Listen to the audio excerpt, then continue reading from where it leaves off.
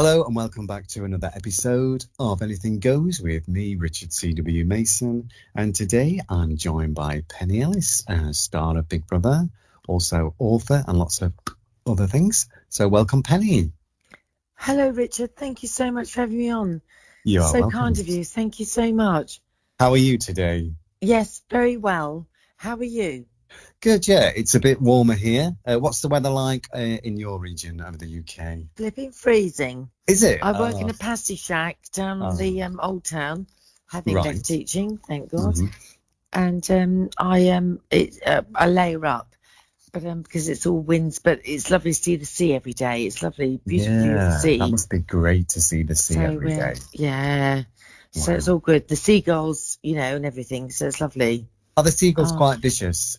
Sort of. They love the pork and apple pasty. Yeah. So a guy bought pork and apple pasty the other day, and the seagull ripped it out of the bag, and then the guy smashed him in the face, and the seagull dropped the pasty and he ate it. Lovely. Really?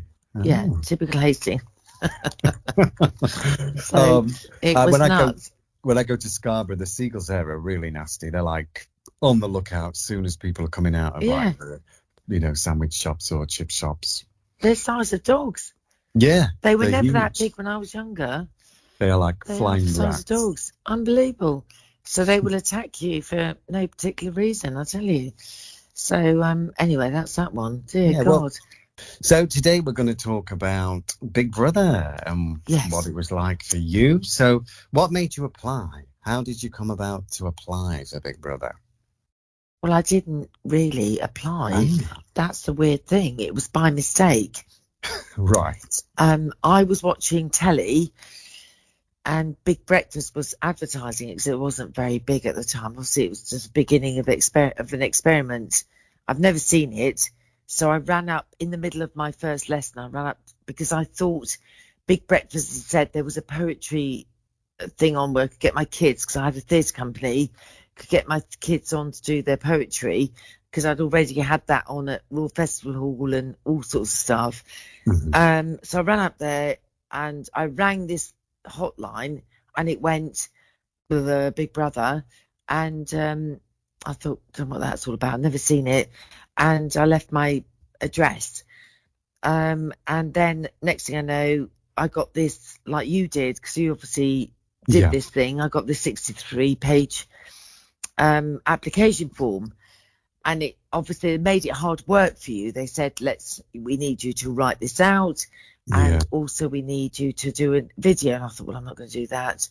But the girls in my theatre group and my girls in my form said, we'll do this. So they borrowed the video from the drama department, like you borrowed your video, didn't you? Yeah, I got the form, that 63-page form, and then I borrowed a video from I was doing media at the time, but I did send the video off and the form, but amazing. I chickened out. I wasn't like you. I chickened out.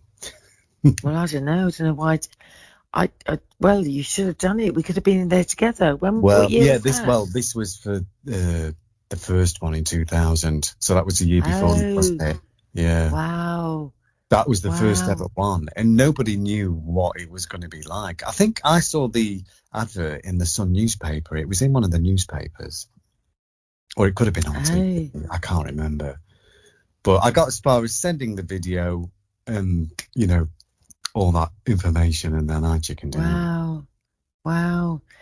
Well, they made me. I wouldn't have done it. And they, at the time, I was such a good teacher. And I'd actually just not one, but 2 days off school to be projects coordinator, because I worked with the police, I worked with the debate society, I worked with the Royal Festival.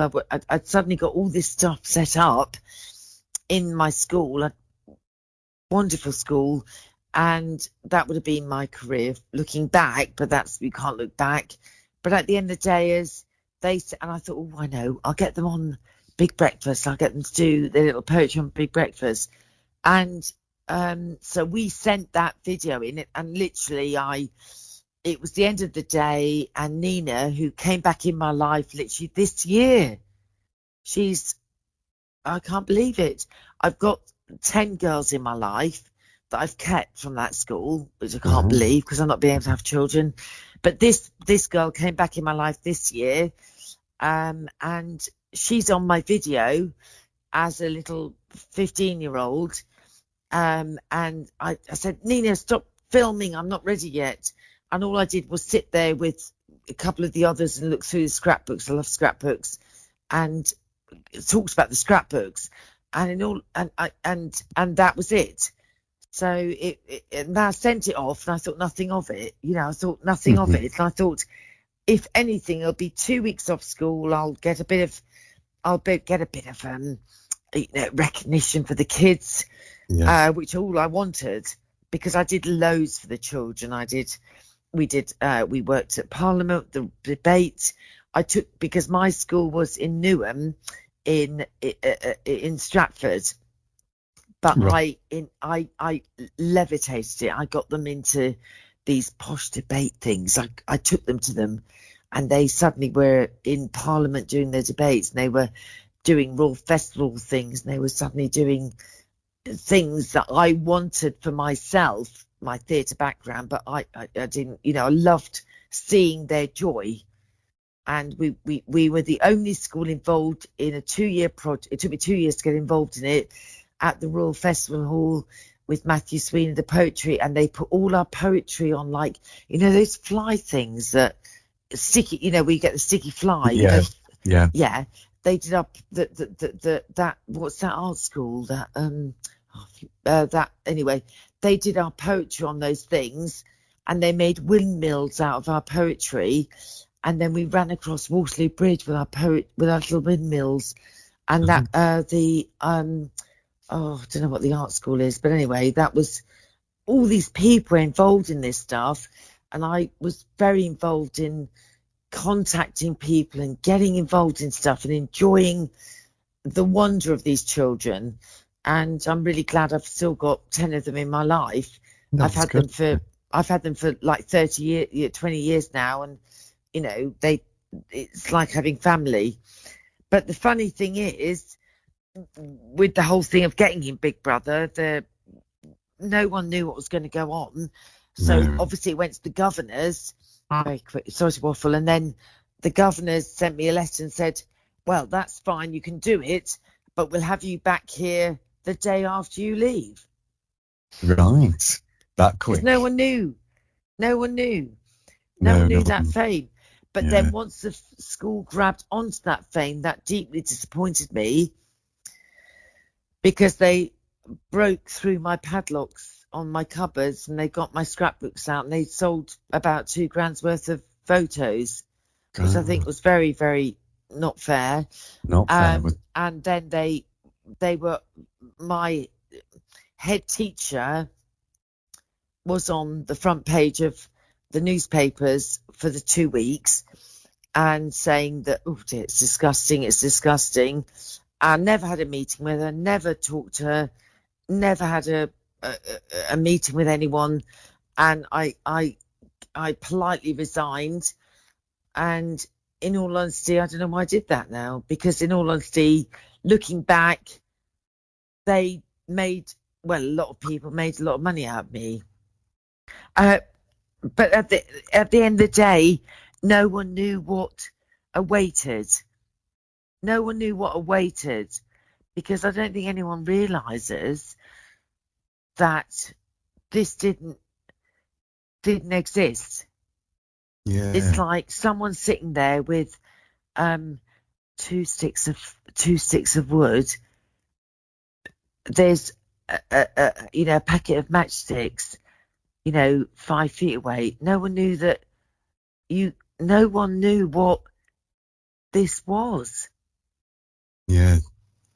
Like, no, I don't know if anyone can go back to those days where you didn't have matchsticks. I mean, I don't know if anyone could go back to that. Do you know what I mean?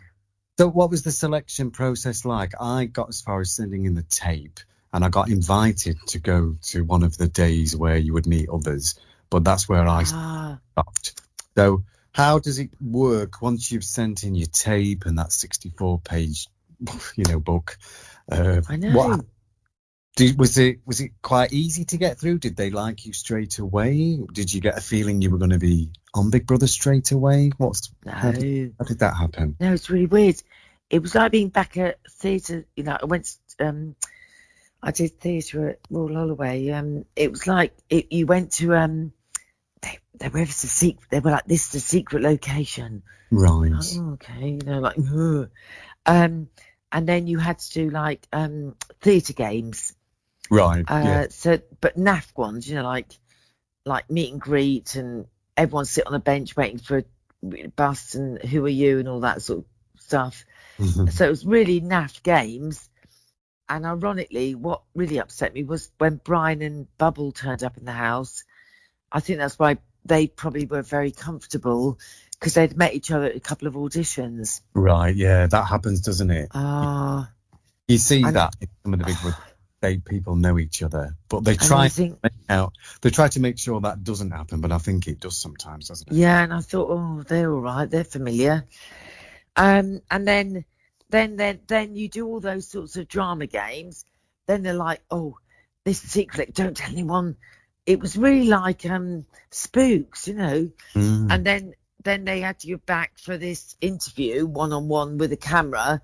And then they went, oh, what's the most dramatic thing you did? And I thought, I don't know. And I remember my friend Veronica in Australia, we ran over Soho House, putting our bum on the chair, on the cars. And I came away from that thinking, God, that was so boring. And then they said, we're very pleased with you. It's all letter writing in those days. Right. So, I mean, the amount of effort it took them. Yeah. But then they sent a letter saying, really sorry, we've lost your tape, so it's over. Oh. And that was about the 5th audition. So I was like, oh, well, that's all right. I was quite relieved, actually. I thought, oh, thank God that's over. I quite enjoyed just having, like yourself, quite enjoyed going to auditions. And then next thing you know, this guy rings. I think he rang me and said, no, we want to see you again. And I had to go to this hotel room, and he covered it in all black plastic. I thought, God's going to kill me.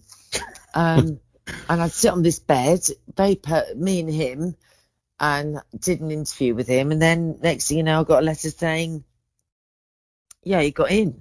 I thought, flipping out, now what do I do? You know, but it was... They're quite secretive about getting out who's going in, aren't they? Or they were back then, weren't they? So they were just...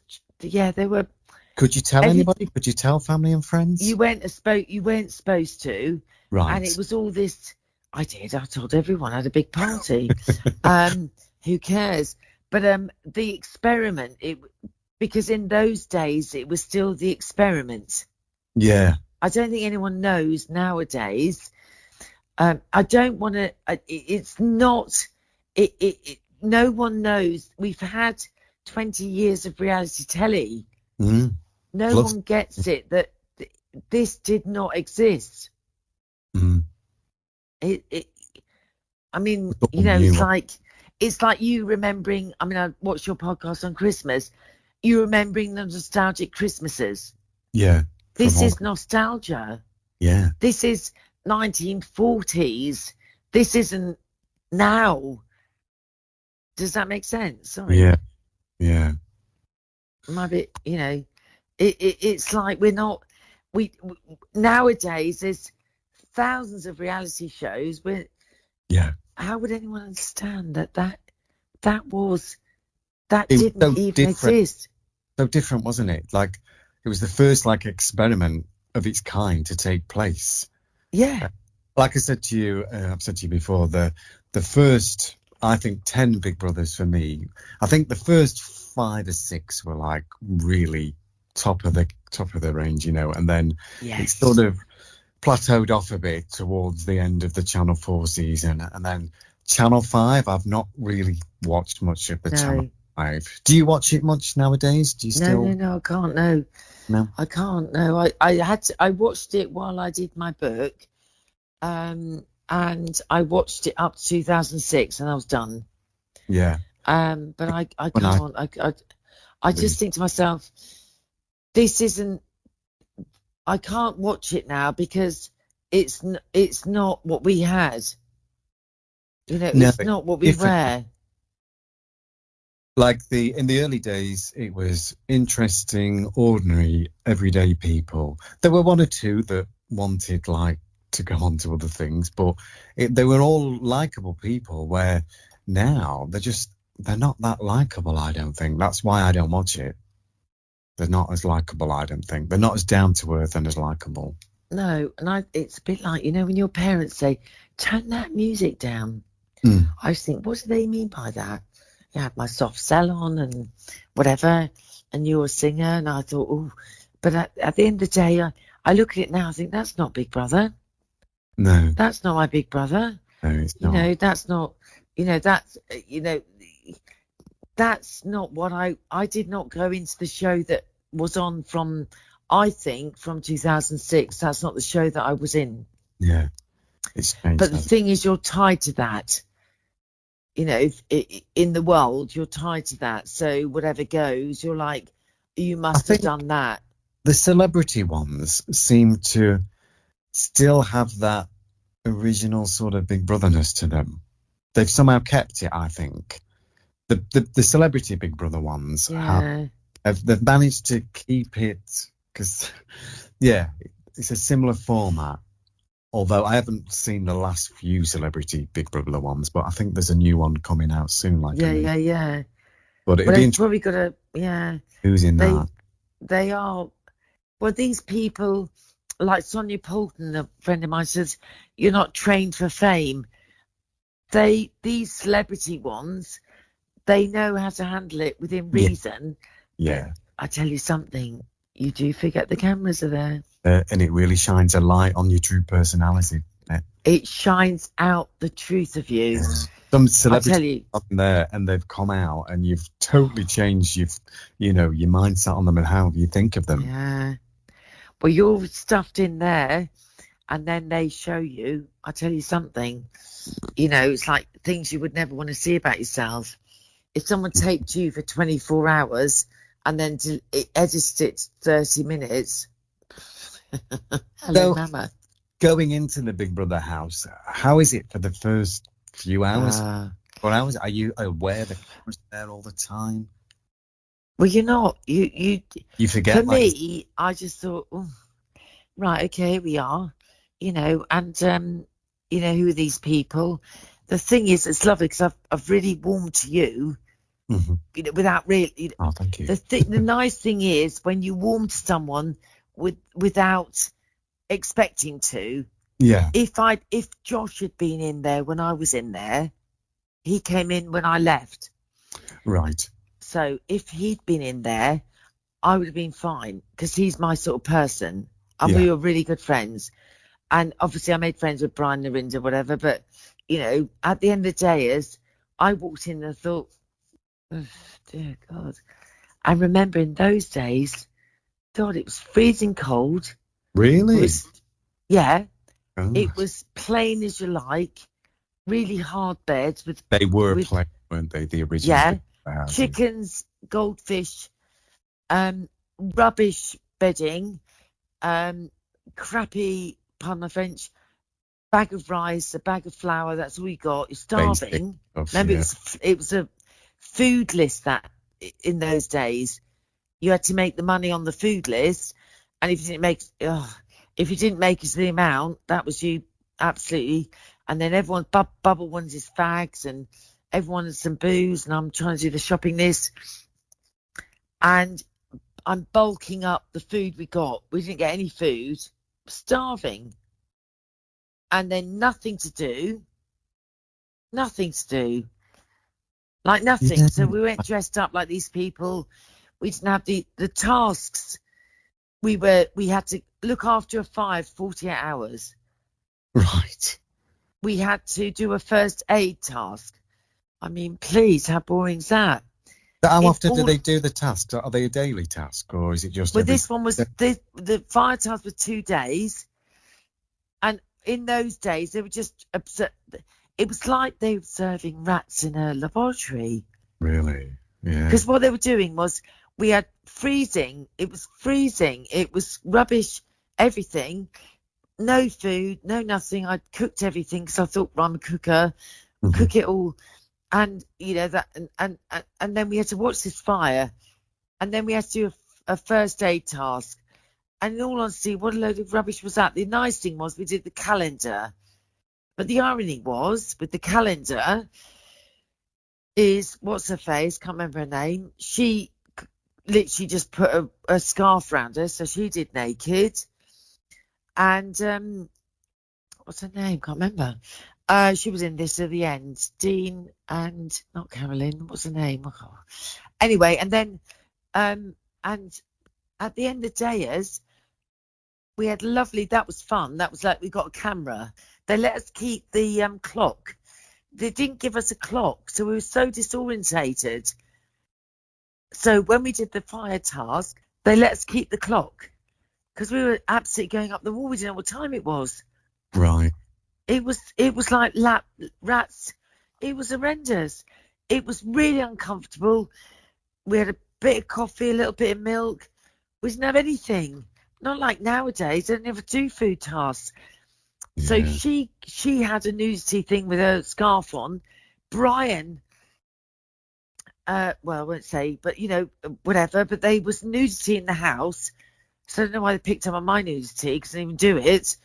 So they knew what they were doing for dramas. And remember, Ruth Wrigley said, because what people don't realise is in those days, they edited Big Brother. That was the first time, and it was very revolutionary. They've edited a show 24 hours into 30 minutes for the next day. That had never been done. It used to take 2 or 3 weeks. How do you fit all that into half an hour? So they edited it. When Dean came out the house, he was amazed by the edits. He said, what on earth was Penny doing in there? At the end, but that's fine. But at the end of the day, it's fine now. At the end of the day, that was revolutionary for something to be edited that quickly. Wow. So everything was experimental. What was, if you was to look back and think, they were some really good points about being in there, and what were the low points? What was your best moments in there in the time you was in there? Oh, I think cooking, even though that went against me. Trouble is I think some of them, like you're saying about actors and stuff and singers, and you're a singer and you've gone to auditions. At the end of the day, I was a teacher. And I went in there and I cooked food because people were hungry, and I fed the chickens and I baked bread, and next thing you know, and then next thing you know, people are jealous. Yeah, because they're aware. I wasn't aware even when I came out, and I've had the most famous friends. Nothing that they've never had. I had everything. They've never had that, but they were jealous. But I was just being me, like I'm with you. Yeah. And I literally loved it because I'd get up in the morning. I'd thought, right, goldfish done, chicken's done. Right, get the food. What have we got in the cupboard? Nothing. And I loved it. I washed my stuff in the shower. I did my thing. I just enjoyed it. I don't know if I look back now and I tried to watch it back a bit, but I mean, because there was one episode, one half-hour episode was literally me showering naked in the shower, followed by clip to them doing the shopping ball because they wanted to do it anymore, the shopping list. Wow. Back to me in the shower, back to them shopping list, and then the whole show ended like EastEnders with me washing my Julie Lollies. That was one episode. I mean, that was one episode. I mean, I can't believe that was one of the episodes. Wow. Would they do anything like that now? I don't think they would. I don't think they'd do anything like that now. They couldn't.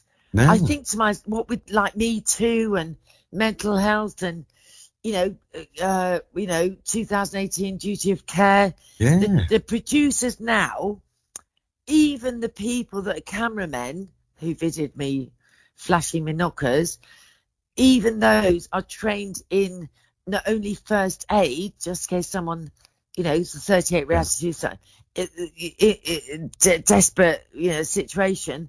They're trained in mental health. Thanks very much. In my day, remember, it was just the newspapers and the magazines. So we were manna from heaven. We were known as manna from heaven. Interesting. And it was like the fight you've just joined. Was a bigger deal back then because there wasn't YouTube and TikTok and Facebook. 2004, 2000, right. So what we've got to realise is, in the dictionary of life, there was before 2004, there was no reality TV star, no reality TV. There was no Google. There was no YouTube. YouTube was 2004. TikTok 2008. There was nothing till 2004.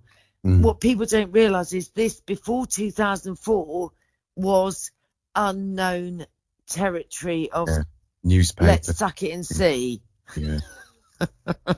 So anything shocking went straight to the newspapers, and it seemed a bigger deal, didn't it? Oh, well, I was on the front page. My friend Maria came back from Maldives, and I literally, was the only reality TV star in the only reality TV show in the whole world.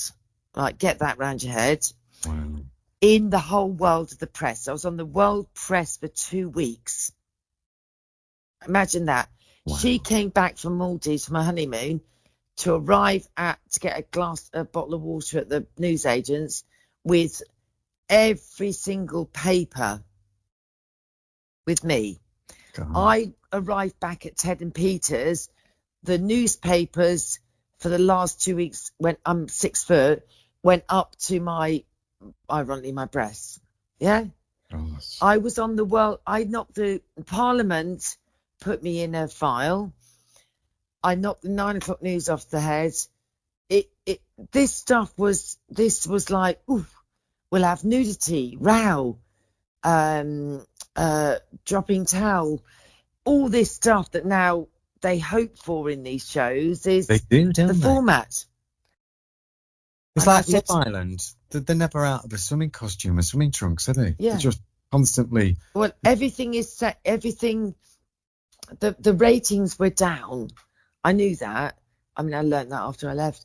But then what happened was they thought, oh, well, so I can't say it. I don't want to get sued. But next thing you know, they put me up as the Christian teacher that had a school 20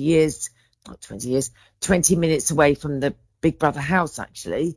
Mm-hmm. And let's do her as showering naked, shagging Paul, and let's do her as flashing her vagin, all over 4 million people, blah, blah. Let's just do it. And I came out, but in those days, you didn't question it. I sat at the interview with Davina, and looking back at it now, I watched it back. She said at one point in the interview, you flashed all your nether regions, but what about this? So she immediately diverts it, and she shows me a front page of me doing something else. And I went, oh, I've no idea what she's talking about. And in all honesty, I wish that interview would have been massive if I'd have known, because my friends were there. If only they'd all brought papers and shown me, I would have gone absolutely apeshit. Pardon my French. I would have gone. I tell you, that would have been an interview from something. I would have gone, what on earth is going on? Because when I came out the house, I met Peter on the bridge, which wasn't there when I went in. Because when you went in, it was just a little skanky little area. We stood under a huge, little loo roll, plastic thing, and then we had to come out on this gravel thing. It was like 3 people seeing us in. When I came back, they'd rebuilt it. I didn't know where I was walking with my suitcase. I had to go over this bridge. There was about 10,000 people. The entrances were much more simpler back then, weren't they? God. There wasn't the big night where they introduced everybody to go in, was there? I think they put you in before it started being televised, didn't it? Yeah. Yeah. It was simple as anything. When I came out, it started being that big thing. And obviously when Jade and all that went in, it was the big stairs going up. But when Yeah. it was all muddy where I was. Yes. I was hanging outside a Portaloo. But when I came out, Peter met me and said, "Oh, you're lovely, you know, job safe." But I thought, if only I'd known. I didn't know what had gone on the outside in the world press. I could have gone. I would have gone to her. What on earth are you talking about? I thought it would all blown over. It would have been fish and chip paper.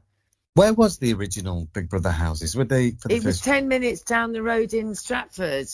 It was 10 minutes from my school, and my kids came by to like cry to me and stuff. But at the end of the day, I came out from that, and I didn't know what on earth was going on when I had the interview. Then I had to go to a press. There was 500 people at my press conference. Wow. At 11 o'clock at night. And I didn't know. I can't remember what I said. Then I had to go upstairs and decide which newspapers to take. And I didn't want to take the newspapers. I thought they were horrible. But I wish I had now. It's like, you know, 50 grand for the newspaper. I thought I'll go for the OK thing. It was, you know, but in all honesty, they, you know, but I didn't know anything. I didn't know. It's like you arrive back on planet Earth and you don't know. You don't know what's going. Don't know. Anyway, so that's that one, and then that was that one. But I still had a wonderful 2 years. I mean, I must have had the best time more than any of them. I was the 2 years best for coming out. The 2 years after was pretty good. Oh well, big. I had best friends with Duncan. What a lovely Blue, Atomic Kitten. All the Kylies, all the Robbies, all the bars. Sat with Robbie. What's that guy? Full Monty. Poor little late Heath Ledger. Film things, private jets. Oh, you name it. Doing fancy stuff in Ireland, and I had a right laugh. Oh, you name. I've met absolutely everybody who's anyone. But the funny thing was, I didn't ask them for anything. And I wish I had, like, how do I sort my tax out? Oh, dear, I've lost my job. What do I do now? I didn't ask. I just went along. So I had a Bob Geldof, and I had a Robbie Williams, and I had what's his name? You know, I had loads of lovely people. Liza Minnelli. I went to the Ivy with Joan Collins and Liza Minnelli. Wow. It certainly opens lots of doors.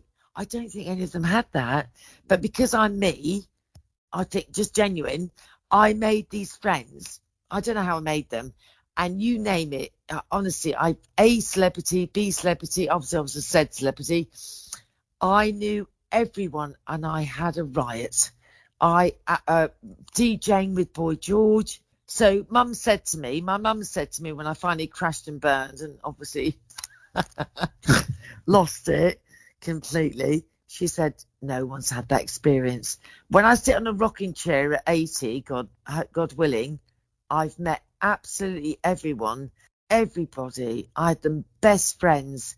I had a fantastic time, I tell you. But I you know, and then obviously I thought, right, it's over now, you know, because fame does end. Do you still keep in touch with some of the other housemates from that year or any other years? Well, only because I joined social media in 2020. Right. And before that, I lived lonely and scared because I was trying to be normal, and I felt very ashamed of my nudity, which I didn't do. And at the end of the day, I thought, anyway, so I joined this 2020, and I thought, blimey. So, ironically, Narinda... bubble, loads and loads of other Big Brother people, and I thought, they're out there like you've found me, which I'm very grateful for, because for 20 years, I must say, from probably about 2002 or 3 when it all ended to 2020, I felt hopeless, lost, scared, useless, waste of space, absolute loser. Then I suddenly joined social media, which I was terrified to do, and realised I'm accepted in the beloved. Yeah. And that's how I felt, because I've been whacking stuff up and just as just stuff I want to put up. And no one's trolled me, no one's gone, who the hell? It's quite funny, in those days, there was horrendous stuff in the newspaper, things like the notoriety of being an inmate in the Big Brother house. And there's this lovely lady who I've actually made friends with now. She went, never mind the towel drop. It's the deliberate application of the icy blue eyeshadow that's shaking me to my core. And I've now made friends with her. Oh. And it's like really funny. It's funny, you know, where you just think, oh, I'm a bit of a loser. I can't, and then suddenly, no, I'm actually okay. And I'm okay in my skin with it now, like you are with your singing. Yeah. If it goes somewhere, if you get an audition, if you get an album, if your album takes off, great. If not, this has been nice. I'm a creative person. Enjoy what you're doing. And yes. I got your book on Monday. I've just started reading it. So Penny has got a book available if anybody would like to buy it. It's called Meet Me at the Mirror. And like you said, it's to help other people and to give other people an insight, isn't it?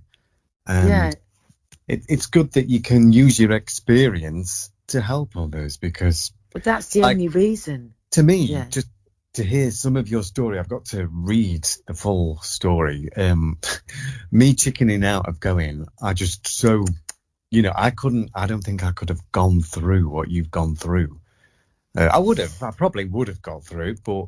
it's such a... It's like you had your good points and your bad points, but it's a lot to go through. And like the support wasn't there, was it really? There was no duty of care till 2018. It's like you come out of the house and then with anything that's been said about you, you deal with that all yourself. But nowadays, they wrap them in cotton wool when they come out, don't they? Well, this is now the years of care, which is perfectly kind and awareness. But then again, it's like sometimes I watch stuff and think, we never had that as children. We never were labelled like that. So there's a bittersweet to everything. You can overcare, for people. But there has been 38 reality star suicides, which is really sad. I think to myself, for me, it was like... It was too much, if I'm honest. But then again, I'm a bit like, I'm old and I'm a bit like, well, dear, we just got to get through this, let's just deal with this, But at the end of the day, I think to myself, some of these people nowadays wouldn't be able to cope with that because they're from that, generation where they can't cope with it. A lot of people brought up from 2000 millenniums and stuff. They, everyone's labelled now, you see. Now we have all these labels. So, but I don't know. I think at the end of the day, it was horrendous, but it was also magnificent. But that's life, isn't it? Yeah. That's life, where life is horrendous and it's magnificent. So, I think now I've accepted, now I've finished writing the book, I can accept it. And I've faced it. Because if you don't face something, if you don't face it, whatever you've got to face, you could keep lying to yourself. Like, if you don't face it, you're never going to... I had to face it. It took everything out of me. I was very ill at the end of writing the book. You've got to face that thing that you don't want to face. Therapeutic to get it all out and to put it down on paper. Well, just get it out and then you think, right, that is my story. I hope you read it. Most people don't get past the the foreword, which Mark's very proud about. That is really good what your husband's put at the beginning. Oh, he loves it because everyone goes, I bought your book and I love your foreword. And he dances around like a little princess. Yes, everyone loves my foreword. I'm like, is anyone ever going to read this blooming thing? Please, it nearly killed me. It's the popping the M&Ms in his mouth. That bit. That's quite funny. Oh, bless him. But think, anyone who goes on reality telly, you can't step out of who you become in what they made you. You have to face yourself in the light of what you were seen, as you will never, ever go back. That's why I called it Meet Me in the Mirror. Yeah. But saying that, I've got 200 books in my cupboard. I can sell them myself if anyone's interested. Yeah. Because if you buy them on Amazon, I don't get no money. Not that I make much money, but it wasn't about the money anyway. It cost me enough to sell it. I put a bit into Mark always said to me, this has been cheaper than therapy. Well, yeah, there is that, isn't there? It is. Well, you're going to organise an event where you're going to do a book signing and stuff. You never know. But if you, like, you think to yourself, if you write things down, like your songs and stuff, do you find it's better than therapy, isn't it? Oh, yeah. Like, some of the scripts I've worked on, I put in, like, stuff that's happened, you know, obviously dressing so it can't be recognised. But, yeah, it's quite therapeutic. See? Yeah. See? Especially so your writing is, you know, a way of release, isn't it?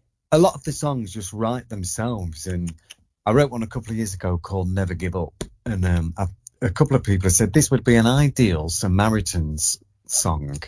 And Wow. I've listened to it over and over, I thought, yeah, it's really about not giving up and it's about positivity and it would be ideal. Well, why don't you do that then? Yeah, that's maybe something I need to aim it at, like something, you know, like Samaritans or one of those type of groups. Yeah, because I think there's always you know what, when you've got a gift, there's an element where there's always a moment. Yeah. Do you know what I mean? Like, you can do this as enjoyment. Like, I do my little medleys now and I do my little bidsies.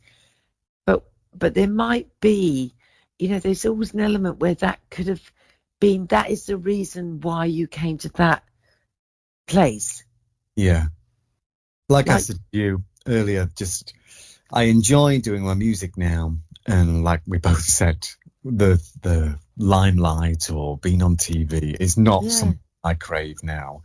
Years ago, 25 years ago, I did want to go on Big Brother, but I didn't.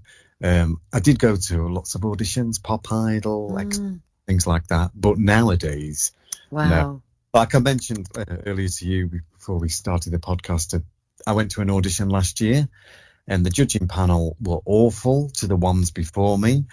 And I just thought to myself, I cannot do this. I cannot physically do this.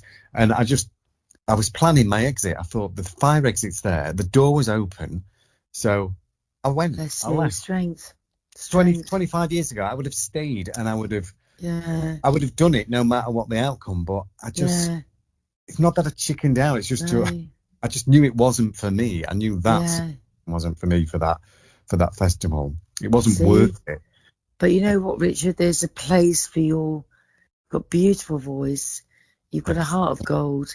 And also there's a place for your song. And just, I think sometimes there's going to be, well, you go for it. Like, think, okay, if that's planted idea, let's just try that.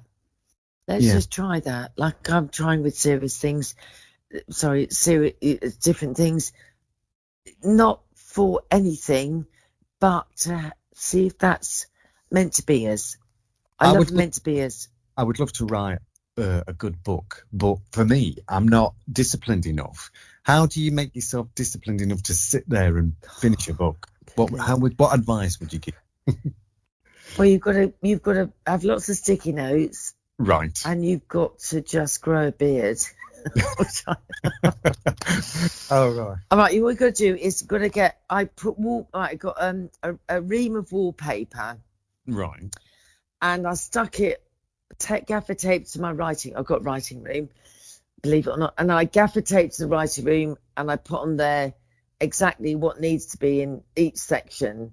And then I added sticky notes, like, you know, the detectives with their detective boards. Yeah, like the on the wall. A bit late, you know, when they're doing a serial killer. Anyway, so what you got to do is be like one of those policemen that's got one of those boards. They walk into the police office. Right. So get yourself a flipboard or a wall. Now stick a load of wallpaper up it, and then start putting your ideas in certain sections of like where you want them to be. Yeah. And then you've got to get a massive load of sticky pads and you stick them in those areas. Then you've got your little bits of arrows and your little felt pens to do little notes and stuff. and then you've got your format and you visualize it. Because when you sit at the computer, you look at that and you know what you're doing. Right, and it guides you through it. Yeah, I'll have to try. So that is a very exciting way of doing it. Like, you know, when you watch those police things. Yeah, well, I'm working on a script at the moment, a comedy script, and I've got I'm on to third episode, but I think to myself, is episode 1 good enough? Is it funny enough?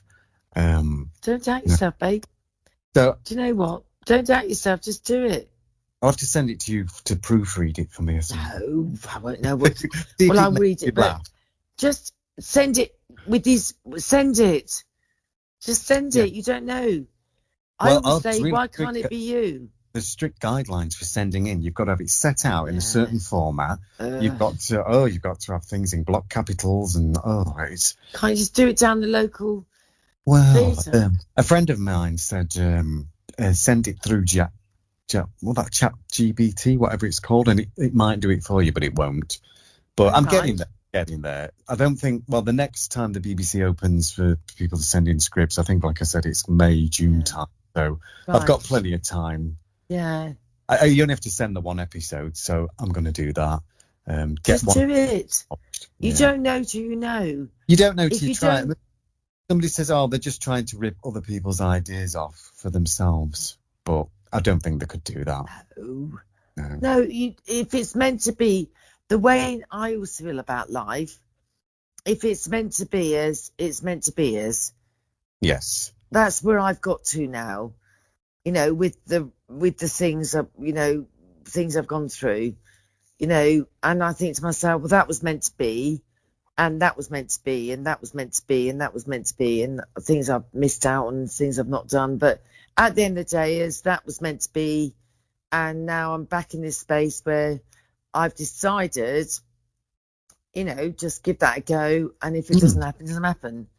Do they ever ask you back for? Yes, they did. Because they're always rebooting Big Brother, aren't they? And do they get back to them things? Well, they wanted me back in the house in 2004. Really? Yeah, they asked me to go back in. I was like, oh. And what did you say? I was down here having a moment, and so I couldn't do it, and I went off to do panto instead. And no, it was mad. I was a mess. I was an absolute mess. I was trying to teach, and I thought I can't go back in that. And Duncan was ringing from. Try and get back into teaching, because you said it sort of ruined things for that, didn't it? Oh, terrifying! Because you couldn't go back to the same teaching job. Well, I can go back to that one, which I should have really gone to my union. There's no reason why I couldn't gone back. But thank God I got the girls out of it. And then I came down to Hastings thinking, I know I'll come home because no one will know me down here. So I joined supply, and I went to a job, and then they gave me a job, really good money, and I then got up the next day and they phoned and said, you can't come. We'll pay you for the week. Pay me whatever, 500 for the week, because there's 800 people outside, newspaper, press. Oh my God. And I had that constantly for about 3 years. Wow, it kept on that long. It went on till I was in the press till about 2005. I had the press following me to schools till about 2004. And I just had to go in to, kept getting sacked. Well, not sacked, asked to leave. But the supply desk really loved me. So they always they said they haven't mentioned it as Big Brother, we can't sue them, so we'll get you the next job. And I kept going back to, I don't know why I keep going back to stuff. But I had to keep going. Just had to keep leaving schools. It was horrendous. And then the trouble is, I think with kids nowadays, what got worse, last 2 years, 18, 19, I think when they hear the word reality TV star, and because their phones are attached to their hands, they go nuts. And then what they do is they go, literally 800 kids from, imagine the whole school suddenly arriving in your classroom. And obviously the government, the teachers don't want to do. penny, penny, penny, because your reality TV star, then it becomes the mockery. You know, why are you teaching because you're so famous? Yeah. And then it becomes the bullying, and then it becomes the sort of abuse, and then it becomes the abuse from the teachers and whatever it is, let's say, I don't know, and then blah, blah, blah. And then, anyway, 2020, obviously, it ended, and I thought, why did I do that to myself? You know, I don't know why, and that's me done. I'm done with it. But now, but going in was terrifying. I did 20 years of dyeing my hair, pretending I wasn't me, you know, and then suddenly they're like, oh, I get that dread. You'll read it in the book. Oh, you're Penny from Big Brother. And then the hysteria, because it's beetle hysteria. Yeah. I don't know why, but it's hysteria. We had it when it came out. In them days, but now it's not as much because there's so many of the reality TV shows, isn't there? And now they know how to mock you. Yeah. So in my day, it was beetle hysteria. You know, you signed umbrellas and people's receipts, and people screamed. You had a bodyguard. You can go into Tesco's, and then you're suddenly in a classroom. They're like, oh, what are you doing here? Look, I've got you. And then they got their phone out. Look at you, the towel drop. Oh dear, And come home, Mug. we had 5 TV channels, didn't we, back then? Oh, well, you were saying in your Christmas, that lovely Christmas podcast. Hope people watch it, listen to it. It's lovely. At the end of the day, as life was very simple. Very simple. But at the end of the day, as it's reaction to now, if anyone says, it's like when a dog, you go, you know, biscuit, biscuit. But if you say to a child now, reality telly, it's like one of those triggers. Yeah. Oh, no, never again. Oh dear, oh dear. I lost a job in, what was it, 2000, I don't know why I went back to it. I lost a job in 2014, I think, and I went on antidepressants and just bought a load of Poundland gnomes and sat in the garden painting gnomes. I was really ill. Oh. Well, if it was therapeutic, painting the gnomes. I did. I painted them yellow and white, and I painted the stones. And then Mark was terrified. He's like, you know, hiding all the, please be okay. And I don't know why I kept going back. But you go back to chaos. I think when you've had chaos, I had a lot of chaos in my life from a very early age. But I think you repeat cycles. Yeah. So I sort of kept going back to the teaching. And then when 2020 hit, I thought, I'm forced not to teach. And I thought, I'm going to give this one up. Something else, yeah. Find something. Unbelievable. Funny old world. Sorry to waffle, but yeah. So do you think funny old world. Do you think it will continue? It's like it's 25th year, is it, this year? It started in 2000. Well, you know, it's because continue it's the parents. Forever? Well, because it's the parent of reality TV, isn't it? It's the parent. It's given birth. Yeah. And because we've got the Big Brother superfans. Yeah. I mean, how intense are they? And they are so. Are you on Twitter? I am, but I don't use it much. Well, if you are you and these lot, well, this lot, Big Brother superfan, whatever. At the end of the day, they are incredibly committed to every inch of someone's burping. You know what I mean? Really? So they are completely committed to Big Brother. You've also got the fact it's the parent, and then you've also got the fact that it holds the title of being the first reality show in the world. Yeah. So with that status, which we never had, we ironically, you know, come out and how much fame do you need to have a bit of respect? At the end of the day, I think it'll always hold a special place because it's got that, I don't know, womb. Yeah, it's iconic, isn't it? It's the first one. It's the parent, it's the Big Brother superfans, and it's the first. But then look at it now. Where's the chickens? Where's the chickens? Where's the normal baking bread? Where's us starving and eating rice and me trying to mix, half a breast of chicken in it to feed 10 people and they're all loving it. And where's the goldfish and where's the... There seems so many arguments nowadays in the Big Brother. It's like, I know in the early ones there was the one with was it? Oh, I forgot her name. She was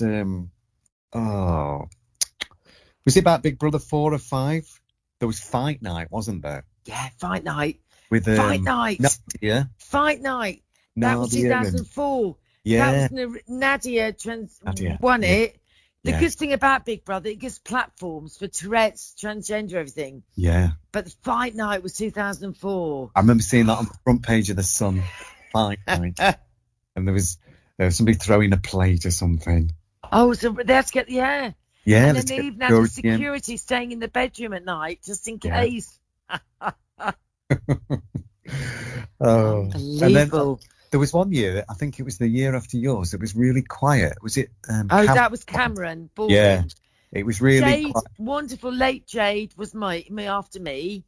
Yeah. Lovely. And then they gave them loads of booze that year. So some of them they had to rescue them from the swimming pool. I won't say it, don't want to get sued. But they could have drowned. All that drama. And then Kate Lawler won it. Yes. So lovely people. Then it was Boring Cameron. Yeah. And then it was, I think, there was Nadia. Then it was Boring Cameron. Yeah. Then it was late Nikki Graham. Yeah. Oh, who is she? Who is she? Do you know, sometimes I say that and I just think about who is she?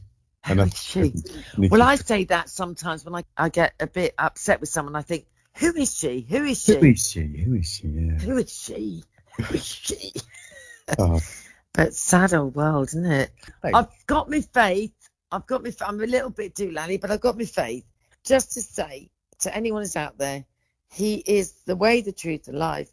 I'm a new creation. I'm going to believe it.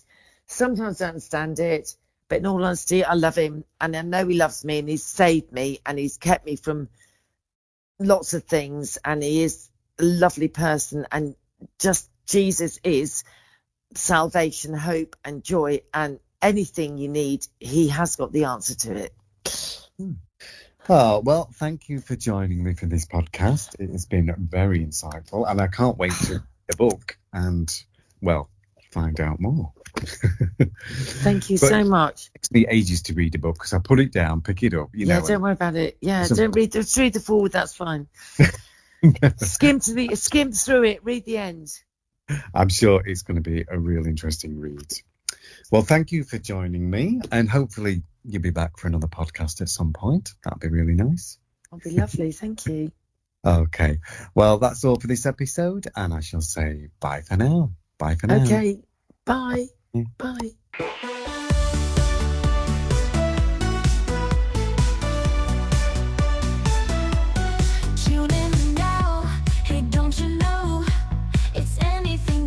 With Richard C. W. Mason Show.